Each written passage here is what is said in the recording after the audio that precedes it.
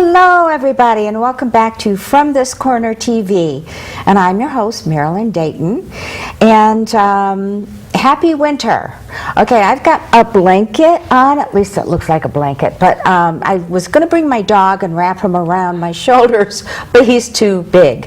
It's cold out there. It was 0. We're not ready. Are we ever really ready for that? So it's winter here, so we're dressed nice and warm.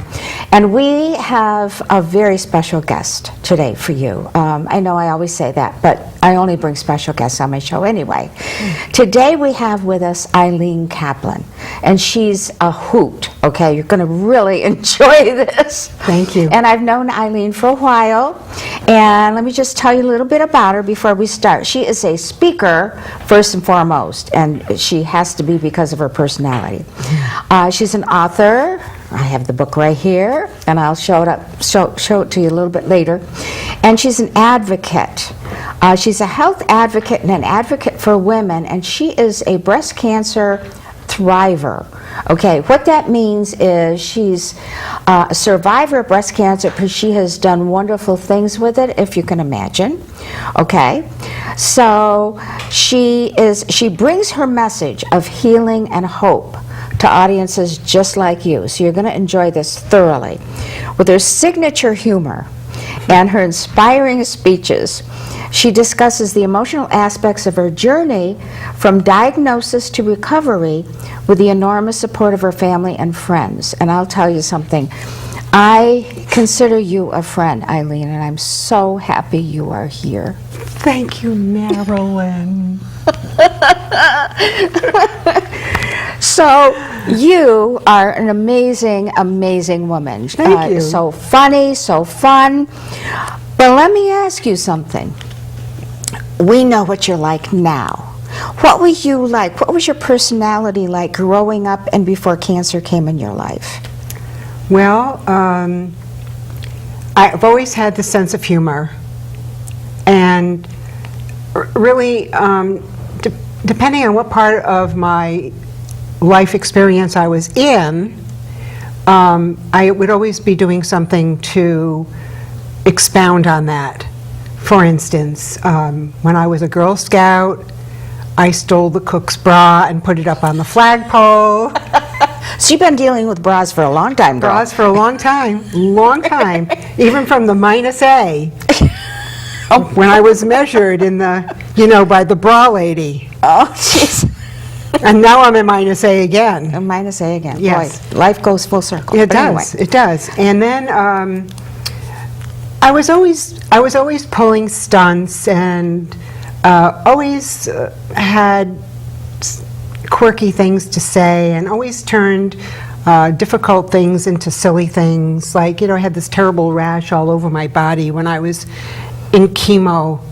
And I had spots all over me. I had big blotches all over me.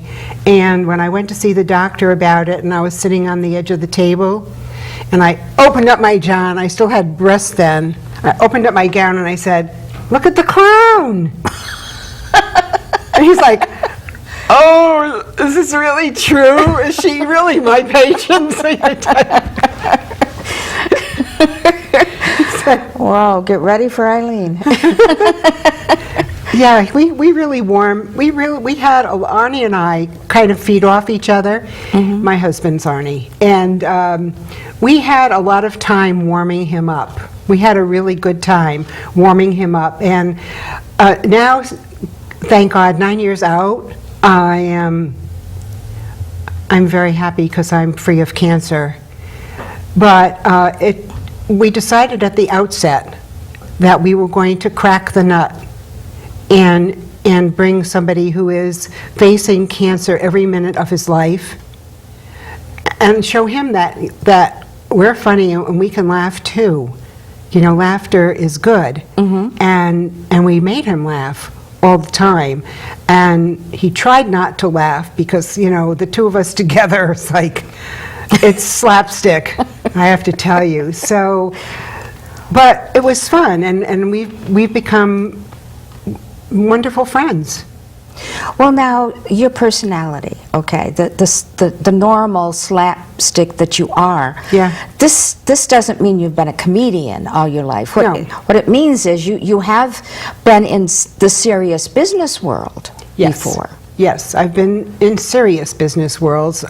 Initially, I was an X-ray technologist, and seriously, of course, with, people ill. Ill people, and always having a good time with them, making them smile, really, or laugh, and fooling around with the staff and doing little, doing little Eileen tricks and stuff like that all the time.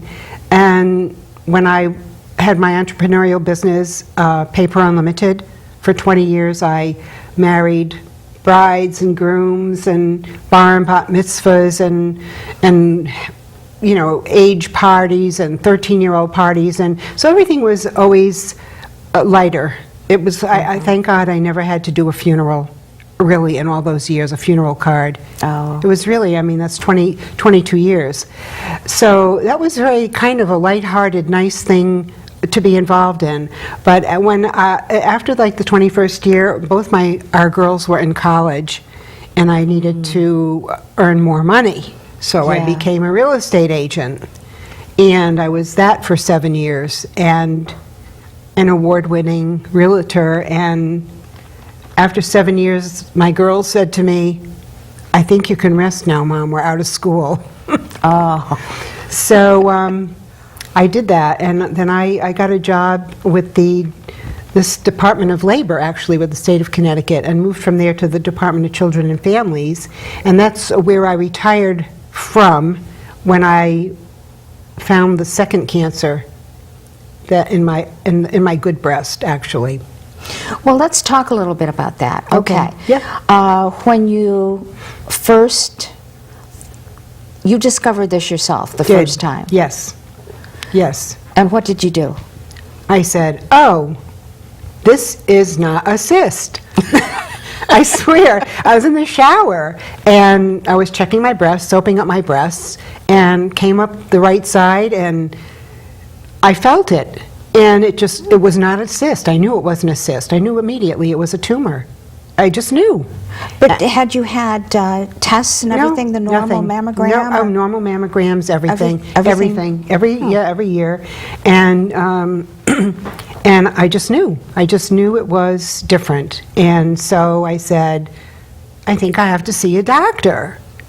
So at that particular time in my life, I was with a gynecological group in Boston. That's a really funny story. But anyway, I was in Boston, and I called the girls there. The staff knew me, and I told them what I found.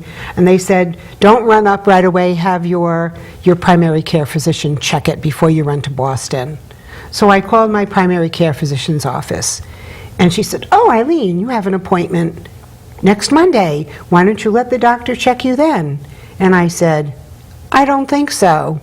Cancel the appointment and called Boston back.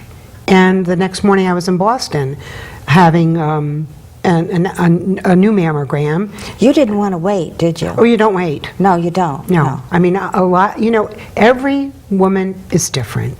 Some women will find it and they're afraid to know what it is.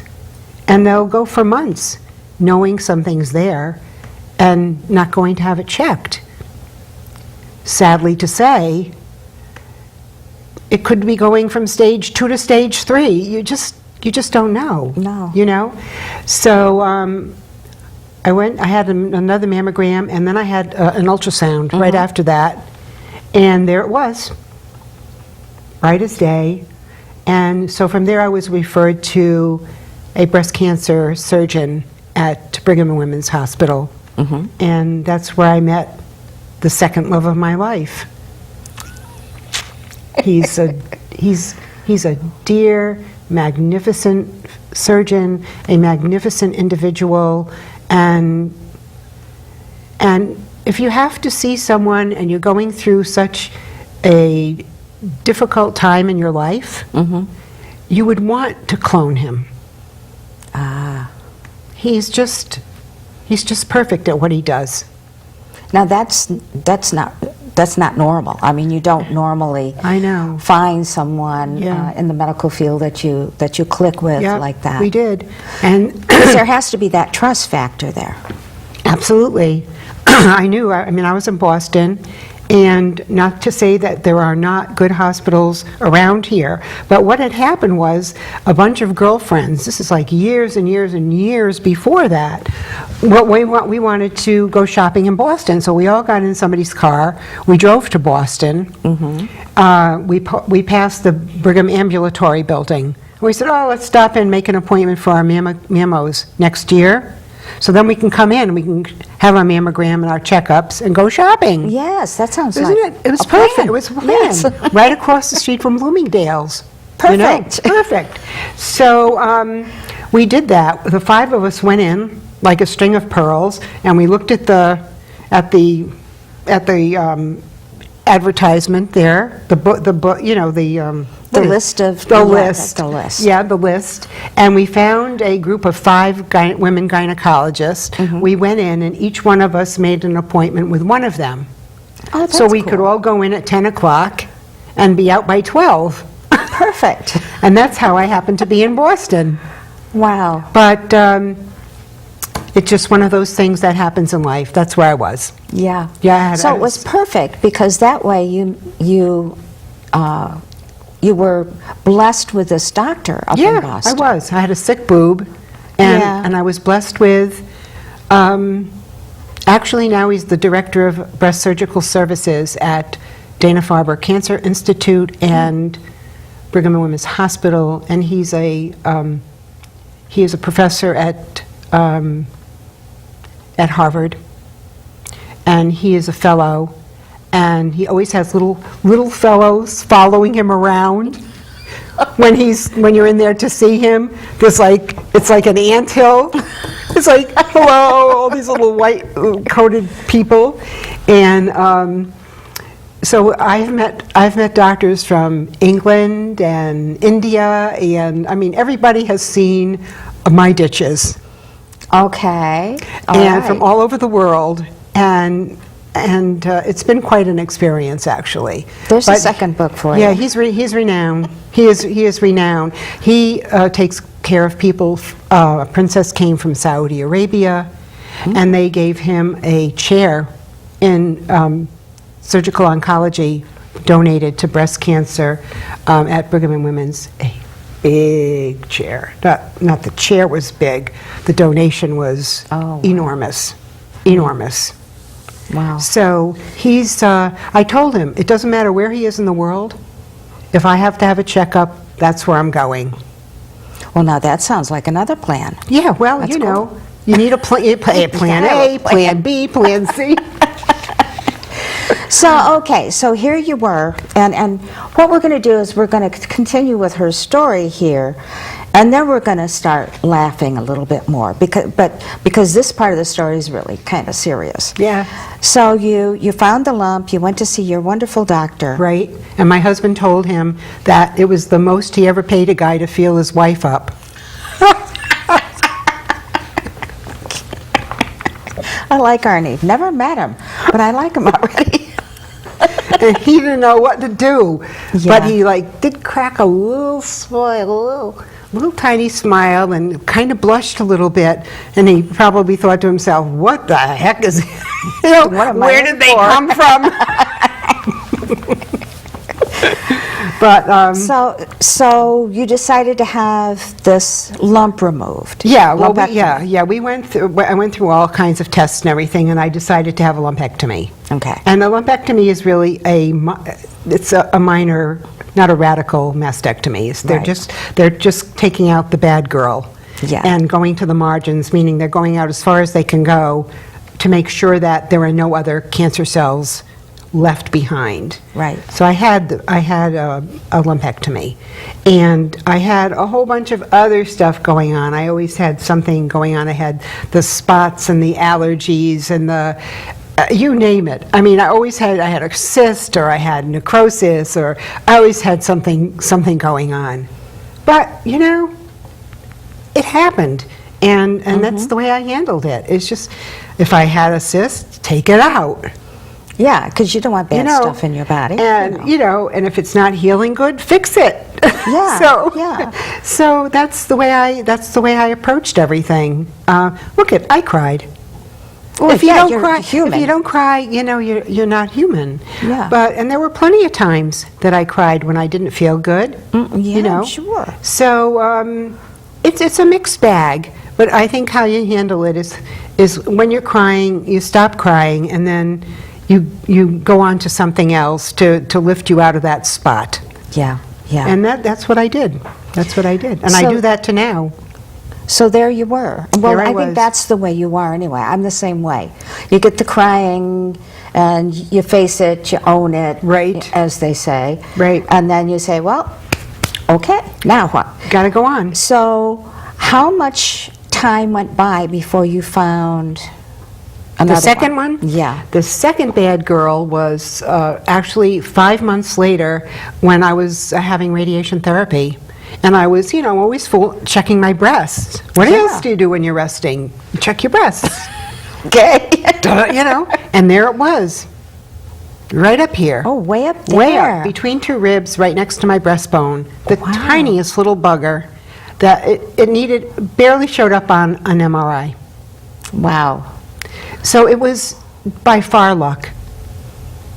I mean, I can only say, because if I hadn't found it, it would have been maybe 6 months down the road, Yeah. and you don't who know. knows? And Yeah. who knows, So there you were. You go, oh my goodness, here's another one. Two What am- bad girl breasts. Two yeah. bad girl breasts. So Yeah. what did you decide to do? Well, it was really my decision was, I did have foundation for reconstruction, which I had removed 4 months after I had my breasts removed because it was just too painful. But the decision I made to have my breasts removed was my decision for me. It wasn't, you should do this, you should do that, you should do that. I took a survey with 10 of my girlfriends, we're all about the same age, and they said, okay, take them off, take them off. They just said, Eileen, have a mastectomy. They weren't telling me what to do, but I asked them, what would you do? Yeah. And they yeah. said if they had found one or even maybe the second one, they would have them off, have them redo. Goodbye. And so because of the characteristics of the tumors that I had, it was really not a metastatic, thank goodness. It wasn't a tumor off of this tumor. It was a sole little bad girl all by itself. Oh my goodness. And that neither of them had reached my lymphatic system. Very lucky. What do you call luck, Yeah. And because they were HER2 negative, which they cannot accept estrogen, and I would not been able to have had medication to battle them. I would have had to have more chemotherapy, more radiation therapy, and did I want to live that way? Did I want to get up in the morning and say, well, let me check my breasts this morning before I get going because I want to make sure there are no others? And that's not the way I wanted to live my life. Yeah. So Eileen's decision was to leave my breasts in Boston. And go visit them on occasion. Yes. I don't know where they are. I don't know. They ashes to ashes, dust to dust. Don't know. But anyway, as I said, I started out at A minus, and I'm now an A minus minus. But that's just the way it is. Yeah. And I'll never ever be sorry with my decision ever. Because you're still here. I'm still here. For one For me, thing. it was contained. One was a little invasive. The other one was a little invasive, but it hadn't reached my lymphatic system, and that is big. The That is lymphatic big, system yeah. is right underneath the skin, and Yeah. it carries the waste products and everything out of the body. And that was the biggest thing. But I have to tell you, when he told me, when the test came back that it was a tumor, he said, well, Eileen, it could be metastatic, and that just blew me out of the water. Yeah. I was, really, it upset me because I didn't really want to hear that word. Of So course it's not that I have been crazy, wild, and funny the whole time. First, he wanted to see my bald head underneath my hat, and then he wanted to tell me that it could be metastatic. I said, what a day, you know? Yeah. So the tests came back that it wasn't. And it was not a normal thing that I had. It was called a recurrence, but it was not off the first tumor. So they called it, oh, okay. They called it a recurrence. So they made the decision and you I made- agreed to go through chemotherapy and... I was already been through chemotherapy For the first one? for the first The one. lumpectomy? I was in lumpectomy? radiation therapy for the first one when I found the second one. Wow. I didn't realize that. Yeah. Yep. Okay. Yep. So this book that you wrote, Yes. which is called Laughter is the Breast Medicine, this thing is so funny. And it's wonderful. It's wonderfully written. It's wonderfully illustrated. She has, in the back, she's walking two puppies, Yes. two dogs, Yeah, Shar-Pei. two Shar-Peis. Yes. Those are And- my leftover from my breasts. That's what I call my leftover is Shar-Pei. Someone said to me, "Where are your dogs?" I said, "They're not with me here, but they're right here." And I said, "I don't have to water them, and I don't have to walk them, Yes, and you don't have to feed them. and I don't have to pick up their poop." And this is so cute because the dogs are pulling a bra, a pink bra. Yes, they're schlepping a bra. So They it are. signifies everything. Yeah. Um, I'm walking out of the book healthy, basically, is what I'm doing. And with my second book, which is coming along, I'm going to be walking into the book healthy. okay. So- I like that. I like So that. I've got all the ideas down, and it's half written, but right now I have different goals, and I have to concentrate on one thing at a time. Exactly. Well, one thing that you're doing is you're making speeches all over the place, and she's on radio, she's on TV, and she has been pretty regularly. And your whole focus for doing that is to spread the message. Take care of yourself. Know your family's health history. Most important, your father's side, your mother's side. Men are getting breast cancer now. They're dealing with prostate cancer. They're dealing with testicular cancer. I'm not afraid to say any of the words. And maybe because of my first job that I had in my life as an x-ray tech, I mean, I was with bodies every day. So I'm not afraid to talk about body parts or not having body parts. And I just take things as they are, but it never bothers me. And what I want people to know is, sure, you're afraid. I mean, that's your first thing. You're afraid. You cry. We cried. And I just want to get it out and let me go on. I just wanted to get it out of me and go on with my life. And it took a while, until things came to fruition. But I just, I will never be sorry with my decision at all. The book came a couple years later. Actually, my breast cancer surgeon said, "Eileen, you really should write a book." And I never had written anything before. And it just poured out of me. It just flopped out. I know it's a little tiny book, but I know that I have sold probably up to 5,000 books right now, and many, I would say a huge percentage of them have been purchased by people to give to other people who need the boost. That makes me very happy. Makes me very happy.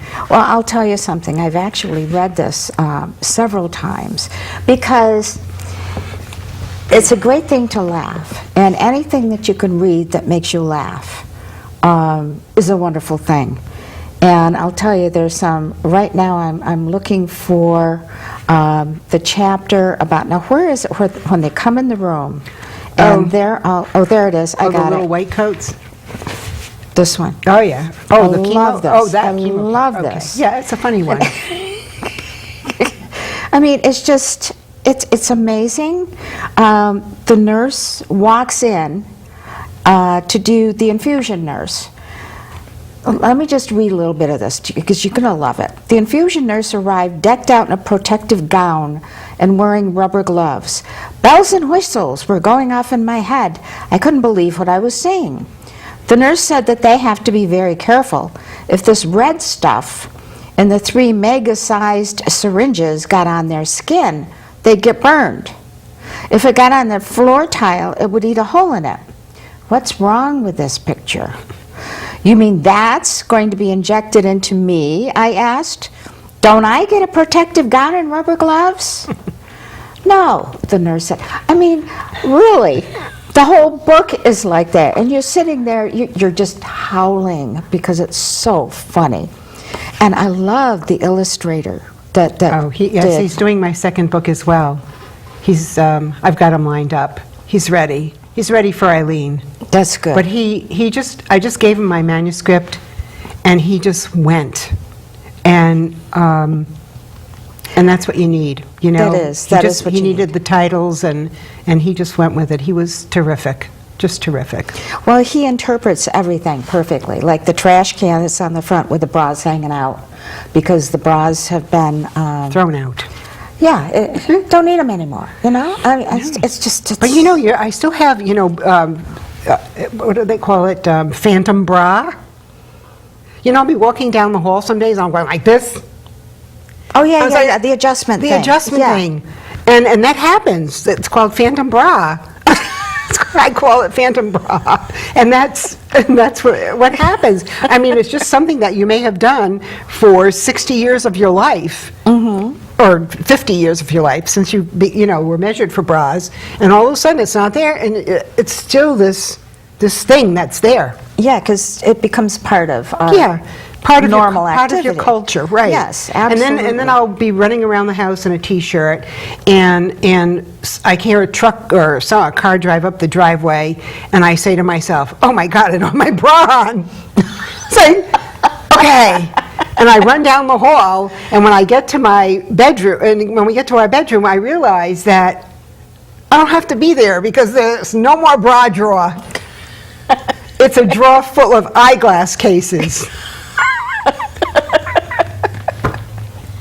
That's quite a difference. Yeah, that's what I did, though. I went to glasses instead of Victoria's Secret. I went to every type of eyeglass I could find that I loved, I have. So I'm a chameleon, what can I tell you? Well, now I've heard you stand in front of a group of people and just kind of quickly. It's hard for her to quickly tell her story, you know, like your elevator speech or your 2 to 5 minute speech. Right. And this lady has so much to say that it's really kind of difficult to focus on what you want to tell people. But when you're doing a speech, I mean, you have been on major television. Yeah. You've been in huge auditoriums filled with people. And you are there entertaining both men and women and medical people. And you've got them all laughing, you've got them all thinking, and you are, they're all relating to what you're saying because you're not afraid to say anything. I'm not afraid. I'm not afraid. I mean, it's life. It's life, and it's a body part. And you know, a bunch of guy friends who get together occasionally, and you hear them talking, and they're having some issues with the prostate, and one was saying, "Oh, I took 3 pills last night," or "I took 4 pills last night," or "I got up 4 times last night." It's like a club. It's a club. So one of them said to the other, he said, "Do you know when I had my prostate exam, it felt like somebody was shooting arrows up my butt." So after I finished speaking, this man came over to me and he had me sign the book, and he said, "I just want to tell you, Eileen, the arrows now have rubber tips." I love it. I love it. I mean, so you can make anything funny, anything Yes. silly, and I try really hard to practice turning negatives into positives every day. And that's what my daughter Marcy said, Mom, this is what we're going to do. We're going to turn negatives into positives. My youngest daughter was the cheerleader. And I did. Henny penny, the sky is falling. Well, run. I think, Yeah. you know, or, you know, somebody will say, oh, I'm sick of the snow. I hate the snow. Tomorrow it won't be there. Yeah, exactly. It'll melt. You know, so that's what I do. That's what I do to stay positive and focus, is that I turn negatives into positives. And it could be very silly, stupid stuff, but it could be also serious and Well, I still flip it. And you affect the people around you in a very positive way. I try. We're going to talk a little bit more about that in the second half. It's time for us to take a little break here. Okay. And we will be back with Eileen Kaplan, a very amazing, funny gal who's a speaker, author, and an advocate, and so much more. So we'll be back in just a couple of minutes. So stay with us. Can you help me with this? My new dad teaches me all kinds of stuff. Sure. He helps me with homework. That would be 3.6795. Thanks. Yep. He helps me with my decision making. I wouldn't use this one. Ever. And he's even teaching me how to drive. And that's why cars have bumpers. I'm learning so much. You don't have to be perfect to be a perfect parent. Thousands of kids in foster care will take you just as you are. When some people struggle with their mortgage payments, they become frozen, petrified. Not knowing what to do, they do nothing. But the people who take action are far more likely to get the most positive outcome. Making home affordable is a free government program. Call now to talk one-on-one with a housing expert about the options that are right for you. Real help, real answers, right now.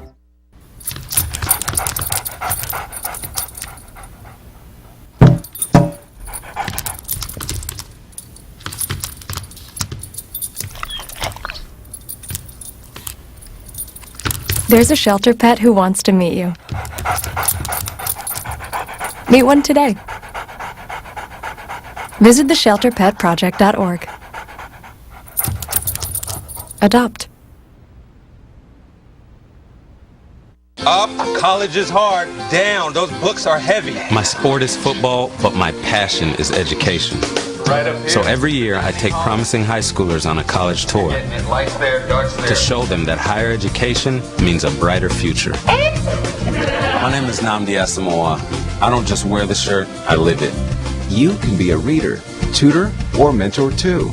Take the pledge at liveunited.org/volunteer. Who was the Do you wear this? manager of the healthcare program that I did at Aetna this past summer, September. And boy, it just like blew me out of the water. Ooh, can we talk about that too? We can. Yes. Let me get it. I like that. Hello, and we're back. Oh, we're and we're back. just chatting away here. What We're else is talking new? about, we're here today on From This Corner TV with Eileen Kaplan. And we do know each other, so we're chatting away here. And she's telling me a couple of things, and I said, let's talk about that. I want to talk about the speaking, okay? Because that's so important. That's almost as good as the book. Because you've got so many stories from that, and I love your stories. I do. So, tell us about the first time you made the speech. The first time I spoke was at our local library. The librarian has the book, and she said, Eileen, let's get a bunch of people together. We'll get the resident in. I think it was the resident. I'm not sure which one it was at the time. And that was the first time I ever spoke in front of people about my book or how, my emotions and whatever. So that was really the first time. But the first group I spoke to was a survivor celebration at a hospital in Connecticut. And my daughter and a friend of hers were way back in the audience because they had to check me out, make sure I said everything I was supposed to do. And they told me they ended up crying because it just took them out of just blew them away. And she said, "Mom, you did great." And then people stood up and clapped. How about that? Yeah. and then people asked to have their picture taken with me. And I'm really shy, Really? Yeah. So, Oh. yeah. And so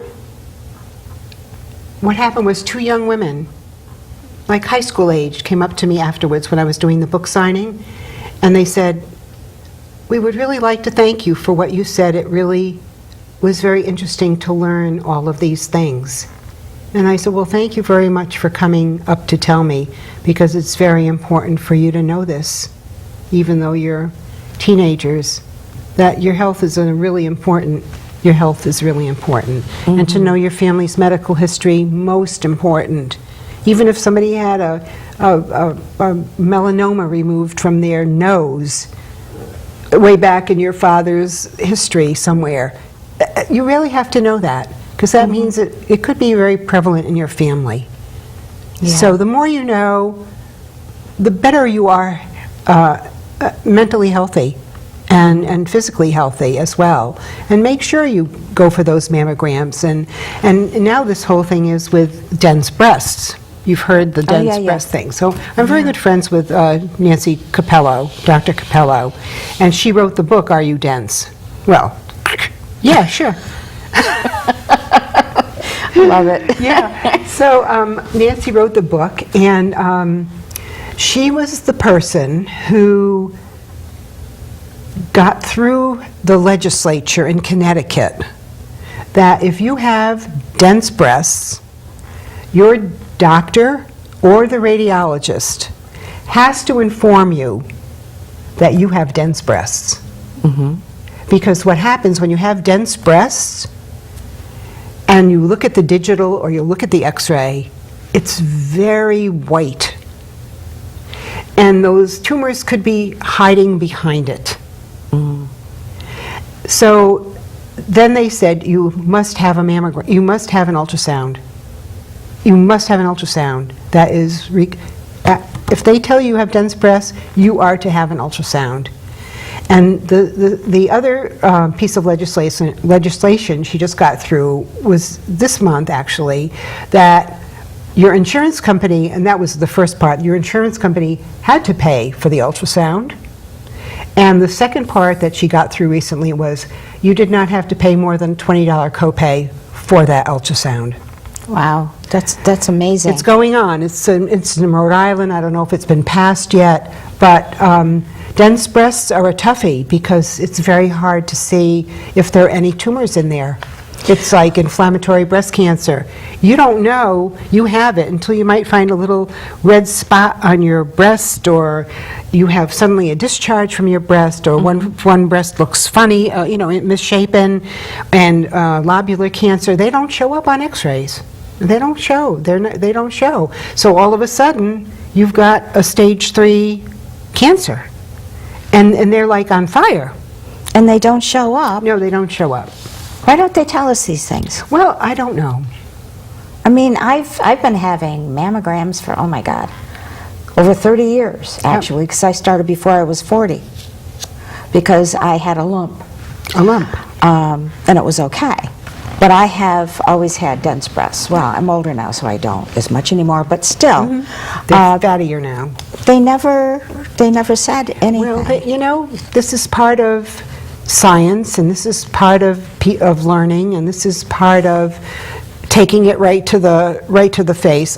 One woman said to me, she says, I have just recently I have dense breasts, and my doctor said to me she wouldn't give me a requisition to have an ultrasound. I said, is she paying for it?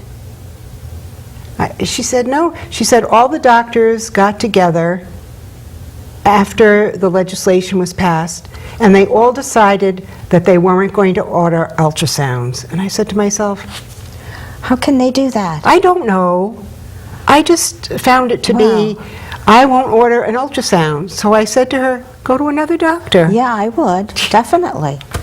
You know, that's really important because we've been talking about how close you got to your doctor and that trust factor that's very, very important. Right. If you are not happy with your medical community that you use, whether it's your naturopathic doctor, whether it's your general doctor, whether it's your internist, no matter who it is, all the way to the dentist, okay? Yes. If you're not happy with them, Go on go to out the and look for another one. That's exactly right.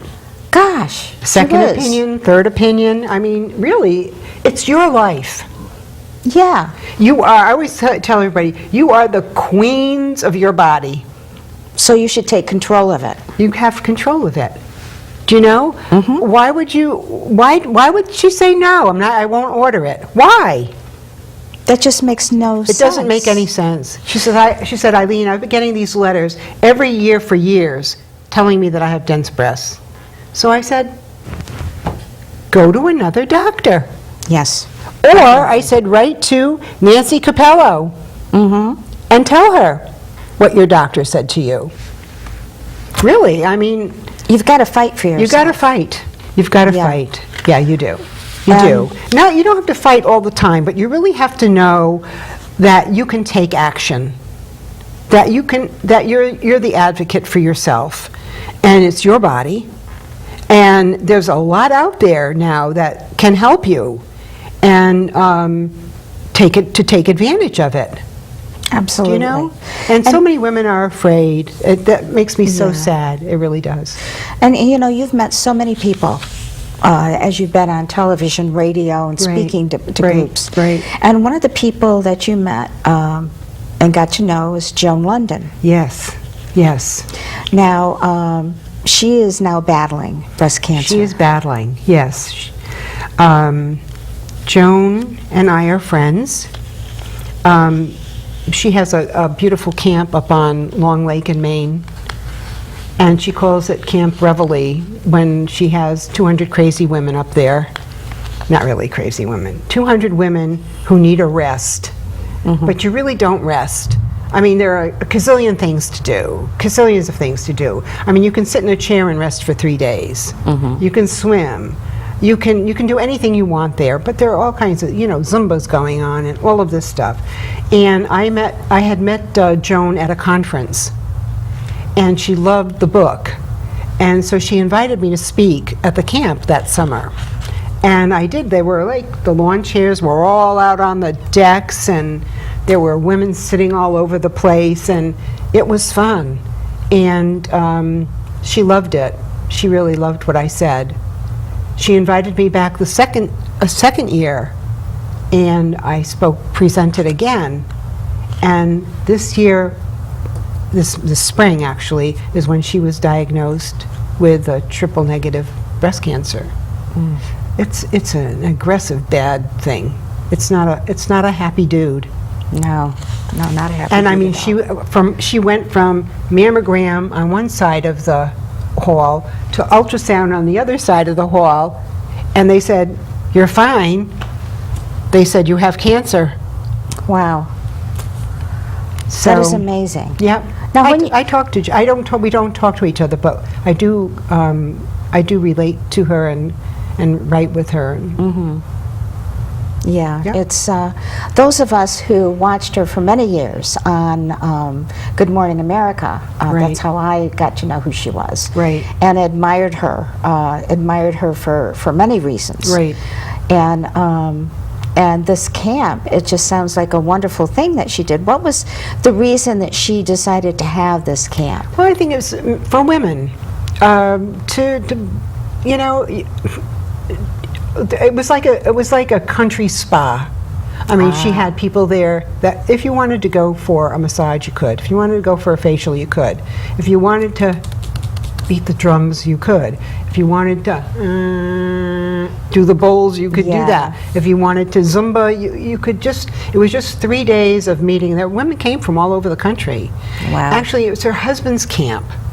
Oh. And after the kids leave,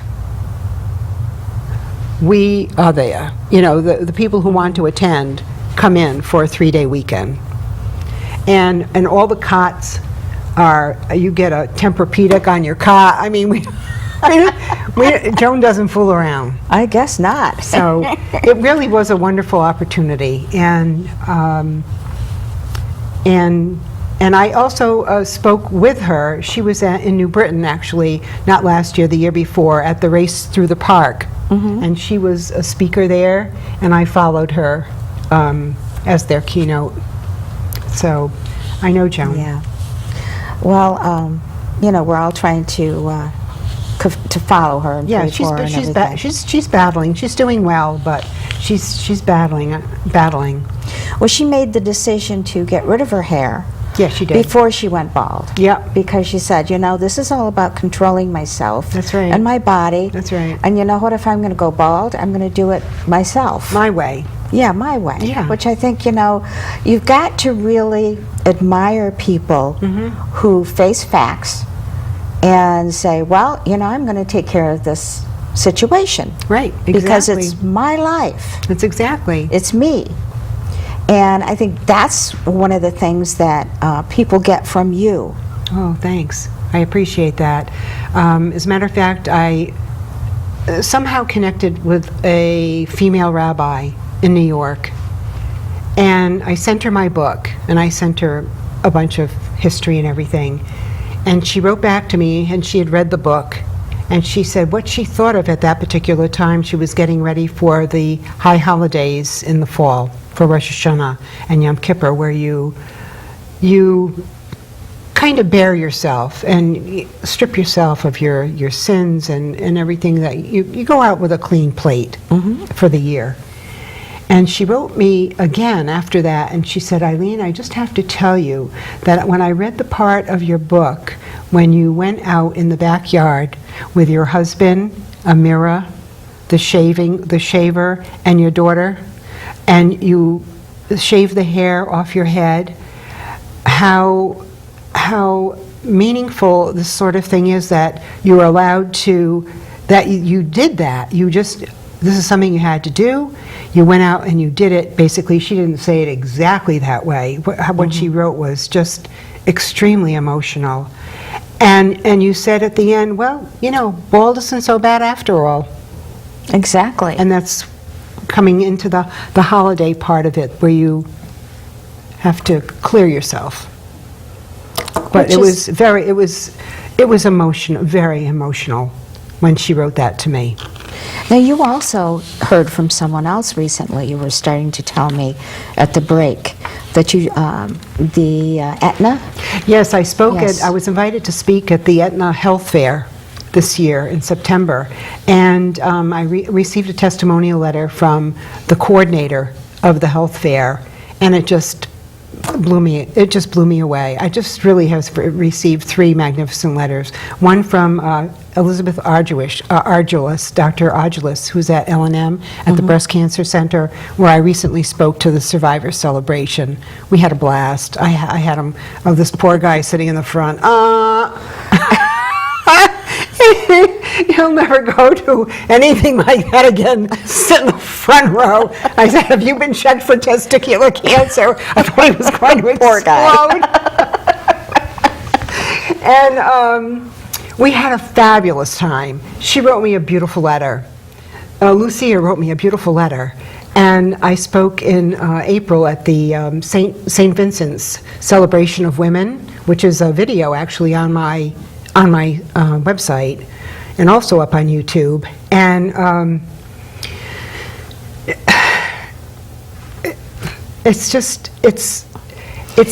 it's sometimes hard to understand that this is how you have affected people, because you don't really realize it. Exactly. Until you're told. I mean, you do what you have to do. You think you did okay. You think you got your point across. But when you get it back, it really takes your breath away sometimes. Well, I know that what you're doing is very fulfilling for you. It is. But to hear that it helps other people, which is really what you want to do, and that validates that you are accomplishing what you want to accomplish. Yes, I'm so happy. One woman walked in at a signing, said, "I carry your book under my armpit, it's my Bible." I said, "Maybe you need, could be deodorant?" No.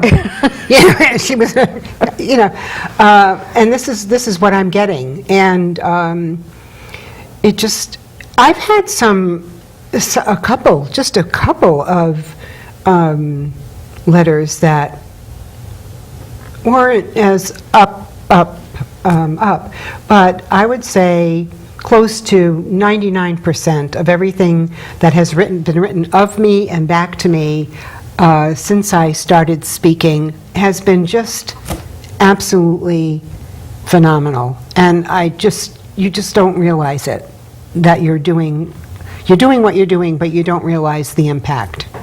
Well, I think the way that you do it, with your personality, not only are you talking directly to people, mentioning body parts, just, telling it like it is, okay?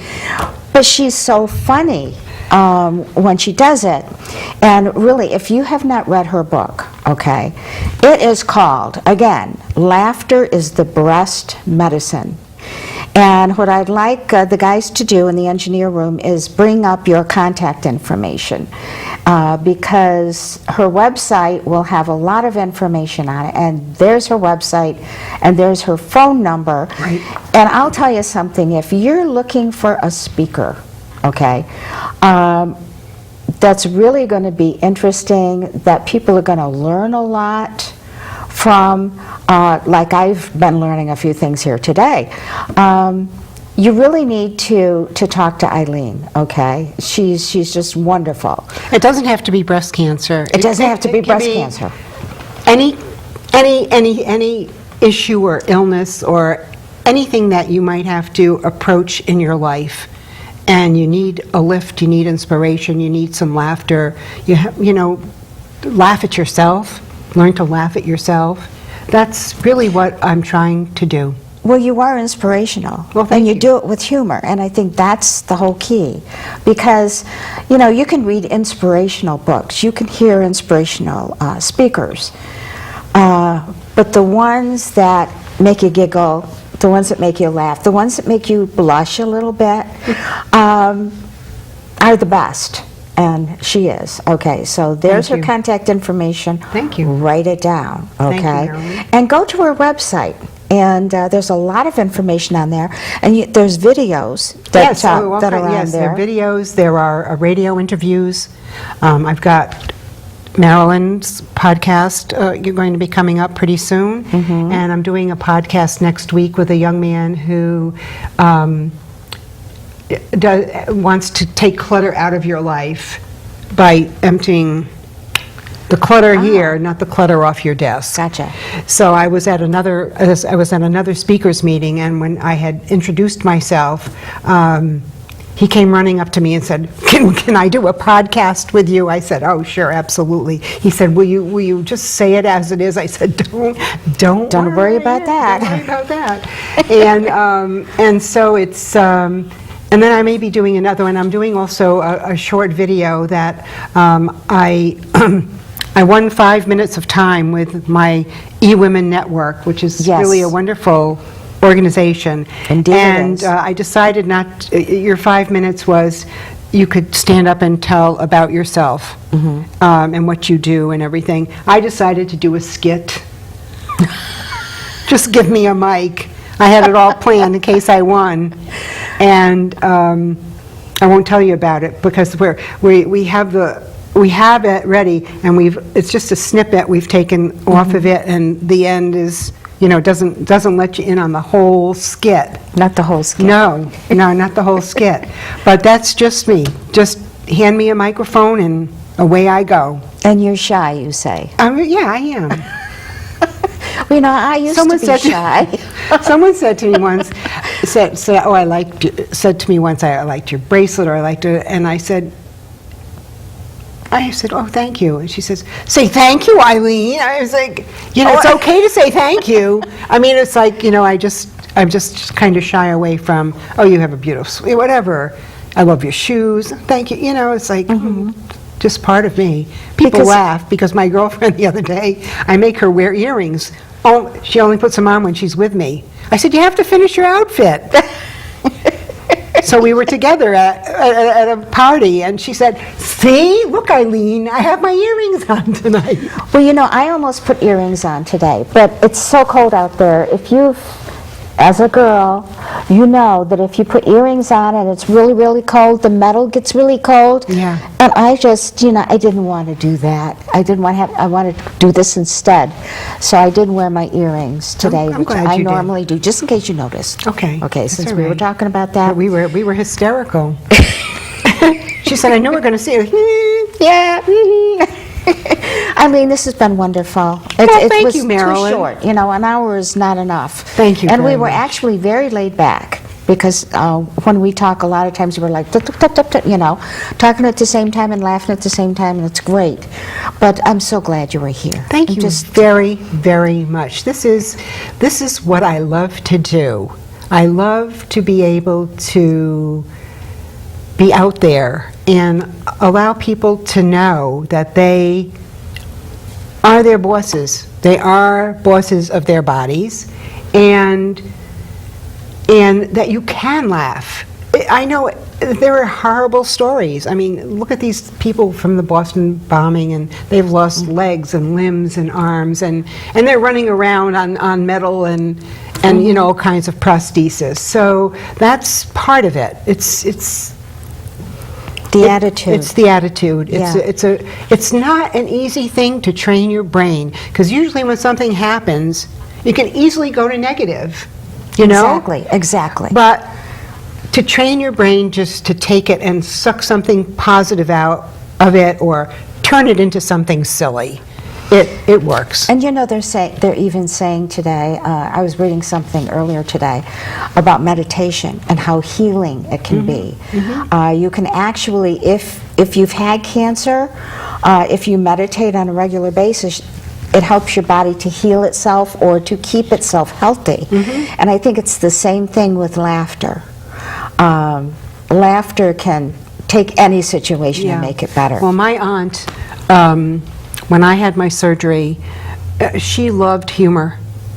In her wheelchair, my cousin used to bring her to the library, and she used to take her right to the humor section. And she used to read Irma Bombeck. She was anything that had laughter with it. That's amazing. So she said, when I was sick, she said, Eileen, I wasn't just going to send you one card.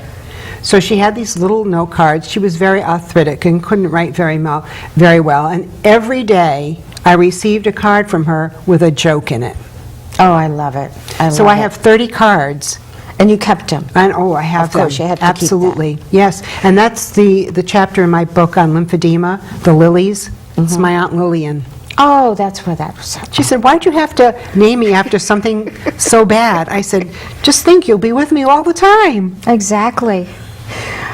Well, I'd like to finish up the show here with a quote, okay? And this quote I found from Maya Angelou, a late, great woman. And it kind of fits today's show. It's, try to be a rainbow in someone's cloud. That's taking the positive and trying to get rid of the negative that we've been talking about, okay? So next show, we're going to have Jane Percy here, and that's going to be wonderful and terrific too, but I'll tell you, this has been very special.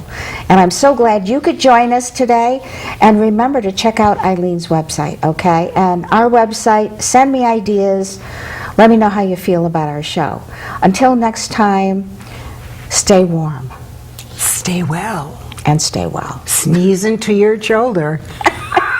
Goodbye, everybody.